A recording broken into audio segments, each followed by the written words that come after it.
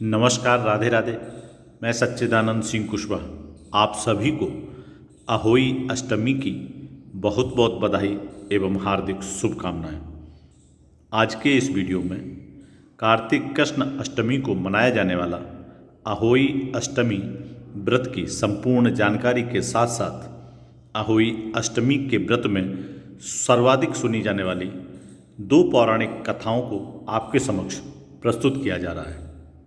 यदि आप चैनल पर नए हैं तो चैनल को सब्सक्राइब ज़रूर कर लीजिए ताकि आप तक ऐसे आध्यात्मिक सकारात्मक वीडियोस पहुंच सकें। यदि वीडियो पसंद आए तो लाइक, कमेंट्स और शेयर अवश्य करें। आइए आज के इस वीडियो की शुरुआत करते हैं। कार्तिक माह में कृष्ण पक्ष की अष्टमी को पुत्रवती स्त्रियां निर्जला व्रत रखती हैं। संध्या समय दीवार पर 8 कोनों वाली एक पुतली अंकित की जाती है। पुतली के पास ही स्याहू माता व उसके बच्चे बनाए जाते हैं। इस दिन शाम के चंद्रमा को अर्घ्य देकर कच्चा भोजन खाया जाता है तथा इसकी पौराणिक कथा का श्रवण किया जाता है। अहोई अष्टमी के व्रत में प्रचलित प्राचीन पहली पौराणिक कथा के अनुसार चंपा नामक स्त्री का विवाह हुए 5 वर्ष व्यतीत हो गए पर उसे संतान प्राप्त न हुई। किसी वृद्धा ने उसे अहोई का व्रत रखने की सलाह दी। चंपा की पड़ोसन चमेली ने भी संतान प्राप्ति के लिए चंपा की देखा देखी अहोई का व्रत रखना शुरू कर दिया। चंपा श्रद्धा से व्रत करती पर चमोली स्वार्थ भावना से प्रेरित होकर इस व्रत को करती थी। एक दिन देवी ने प्रकट होकर इनसे पूछा कि तुम्हें क्या चाहिए, तो चमेली ने झट से एक पुत्र मांग लिया तथा चंपा विनम्र भाव से बोली, क्या आपको भी अपनी इच्छा बतानी होगी? आप तो सर्वज्ञ हैं। देवी ने कहा, उत्तर दिशा में एक बाग में बहुत से बच्चे खेल रहे हैं, वहाँ जो तुम्हें अच्छा लगे उसे ले आना। यदि ना ला सकी तो संतान नहीं मिलेगी। दोनों बाग में जाकर बच्चों को पकड़ने लगी। बच्चे रोने लगे तथा भागने लगे। चंपा से उनका रोना नहीं देखा गया। उसने कोई भी बच्चा नहीं पकड़ा पर चमेली ने एक रोते हुए बच्चे को बालों से कसकर पकड़ लिया। देवी ने चंपा की दयालुता की तारीफ करते हुए उसे पुत्रवती होने का आशीर्वाद दिया पर चमेली को माँ बनाने में अयोग्य सिद्ध कर दिया। चंपा को 9 माह बाद पुत्र प्राप्ति हो गई पर चमेली असफल लौटी। तब से पुत्र की इच्छा के लिए श्रद्धा से यह व्रत किया जाता है। इसी प्रकार अहोई अष्टमी के व्रत में सुनी जाने वाली दूसरी पौराणिक कथा के अनुसार ननद भाभी एक दिन मिट्टी खोदने गईं। मिट्टी खोदते खोदते ननद ने गलती से स्याऊ माता का घर खोद दिया। इससे स्याऊ माता के अंडे टूट गए व बच्चे कुचल गए।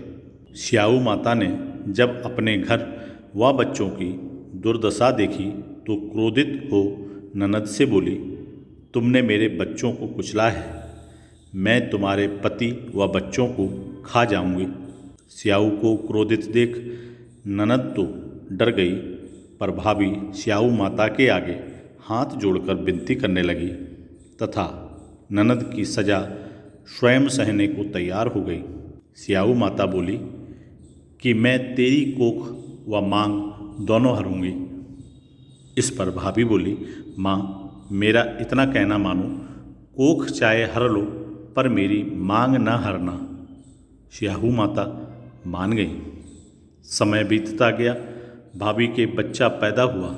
शर्त के अनुसार भाभी ने अपनी पहली संतान स्याऊ माता को दे दी। इसी प्रकार एक एक करके 6 संतानें स्याऊ माता ले गई। वह 6 पुत्रों की माँ बनकर भी निपूती ही रही। जब 7वीं संतान होने का समय आया तो एक पड़ोसन ने उसे सलाह दी कि अब स्याऊ माँ बच्चा लेने आए तो बच्चे को उनके आंचल में डाल उनके पैर छू लेना, फिर बातों के दौरान बच्चे को रुला देना। जब स्याऊ माँ पूछे कि यह क्यों रो रहा है तो कहना कि तुम्हारे कान की बाली मांगता है। बाली देकर ले जाने लगे तो फिर पाँव छू लेना। यदि वे पुत्रवती होने का आशीर्वाद दें तो बच्चे को मत ले जाने देना। 7वीं संतान भी हुई। स्याऊ माता उसे लेने आई। पड़ोसिन की बताई विधि से उसने स्याऊ माता के आंचल में उस बच्चे को डाल दिया। बातें करते करते बच्चे को चुटकी भी काट ली। बालक रोने लगा तो स्याऊ माता ने उसके रोने का कारण पूछा तो भाभी बोली कि तुम्हारे कान की बाली मांगता है। स्याऊ माता ने कान की बाली उसे दे दी। जब चलने लगी तो भाभी ने पुनः पैर छुए तो स्याऊ माता ने पुत्रवती होने का आशीर्वाद दे दिया। तो भाभी ने स्याऊ माता से अपना बच्चा मांगा और कहने लगी, पुत्र के बिना पुत्रवती कैसे। स्याऊ माता ने अपनी हार मान ली तथा कहने लगी, मुझे तुम्हारे पुत्र नहीं चाहिए, मैं तो तुम्हारी परीक्षा ले रही थी। यह कहकर स्याऊ माता ने अपनी लठ फटकारी तो 6 पुत्र पृथ्वी पर आ पड़े। माता ने अपने पुत्र पाए तथा स्याऊ माता भी प्रसन्न मन से अपने घर गईं। इस प्रकार अहोई अष्टमी के व्रत में यह दोनों ही पौराणिक कथाएं माताएं बड़े श्रद्धा और भाव के साथ पढ़ती और सुनती हैं। हम सब पर परमात्मा की कृपा हमेशा बनी रहे। हम सबके घरों में सुख, समृद्धि, संपन्नता, प्रसन्नता का हमेशा वास रहे। इन्हीं शुभकामनाओं के साथ फिर मिलूँगा एक नए वीडियो में। तब तक आप सभी स्वस्थ रहें, हंसते रहें, मुस्कुराते रहें। जय श्री राधे कृष्ण।